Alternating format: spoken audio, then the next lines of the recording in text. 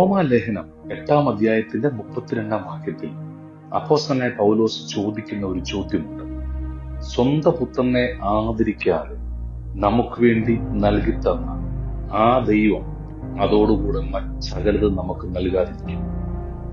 തന്റെ ഏറ്റവും അധികം സ്നേഹിച്ച സ്വന്തം പുത്രനെ നമുക്ക് വേണ്ടി നൽകിത്തരാൻ തക്ക സ്നേഹം കർത്താവ് കാണിച്ചപ്പോൾ അതോടൊപ്പം ജീവിതത്തിൽ നമുക്ക് വേണ്ടതെല്ലാം നൽകിത്തരാൻ കർത്താവിന് കഴിയത്തില്ലേ, അല്ലെങ്കിൽ നൽകിത്തരാതിരിക്കുമോ?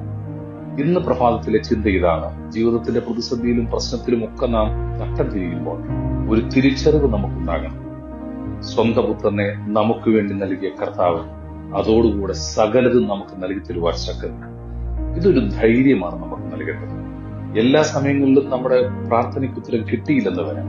ചില സമയങ്ങളിൽ നമ്മൾ നിരാശപ്പെട്ടു പോയെന്ന് വരാം. ചില സമയങ്ങളിൽ നമ്മുടെ കാര്യങ്ങൾ യഥാസമയം നടക്കുന്നില്ലെന്ന് വന്നേക്കാം. എങ്കിലും ഒരു ഉറപ്പുണ്ട്, സ്വന്തം പുത്രനെ നൽകിയ കർത്താവ് നമുക്ക് വേണ്ടി സകലതും നൽകും. അതുകൊണ്ടാണ് യേശു കർത്താവ് തന്റെ ശിഷ്യന്മാരോട് ചോദിക്കുന്ന ഒരു ചോദ്യമുണ്ട്. മക്കൾ അപ്പം ചോദിച്ചാൽ നിങ്ങൾ കല്ല് കൊടുക്കുമോ? മീനിനെ ചോദിച്ചാൽ നിങ്ങൾ പാമ്പിനെ കൊടുക്കും? ഈ ലോകത്തിലെ പിതാക്കന്മാർ തങ്ങളുടെ മക്കൾക്ക് ഏറ്റവും നല്ലത് നൽകാൻ ആഗ്രഹിക്കുന്നെങ്കിൽ അതിനേക്കാൾ എത്ര അധികമാണ് ദൈവം നമുക്ക് വേണ്ടി നൽകാനും കരുതാനും ആഗ്രഹിക്കുന്നത് എന്ന് കർത്താവ് ചോദിക്കുന്നു. നമ്മൾ നിരാശപ്പെട്ടു പോകേണ്ട.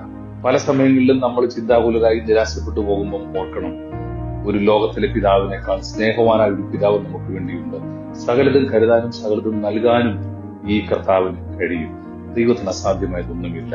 ഒരു മകൻ അല്ലെങ്കിൽ ഒരു കുഞ്ഞ് പിതാവിനോട് എന്തെങ്കിലുമൊക്കെ ചോദിക്കുമ്പോൾ സ്നേഹവാനായ ഒരു പിതാവ് ആ മകന് വേണ്ടി ഏത് വിധേനയും അത് വാങ്ങിക്കൊടുക്കാൻ തയ്യാറാകുന്നത് പോലെ നമ്മുടെ സ്വന്തം പുത്രനെ നമുക്ക് വേണ്ടി നൽകിയ കർത്താവ് ജീവിതത്തിൽ മറ്റെല്ലാം നമുക്ക് വേണ്ടി നൽകും. നമ്മുടെ ആത്മീക അനുഗ്രഹങ്ങളെ ദൈവം നൽകി തരും. സാമ്പത്തിക നന്മകൾ ദൈവം നൽകി തരും.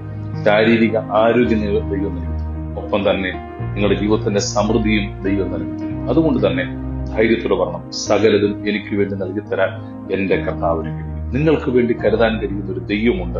ആ തിരിച്ചറിവുള്ളതുകൊണ്ട് പത്രോസ് അപ്പോസ്തലൻ പറയുന്നു, അവൻ നിങ്ങൾക്കായി കരുതുന്നതാകയാൽ നിങ്ങളുടെ സകല ചിന്താകുലവും അവന്റെ മേൽ ഇട്ടുകൊള്ളും. കരുതുന്ന ഒരു ദൈവമുള്ളത് കൊണ്ട് ചിന്താകുലപ്പെടേണ്ട. പല സമയങ്ങളിലും നമ്മുടെ ചിന്തകൾ ആകുലങ്ങളായി പോകുന്നതിന്റെ കാര്യം കരുതുന്ന ദൈവത്തിലുള്ള ആശ്രയക്കുറവാണ്, വിശ്വാസക്കുറവാണ്.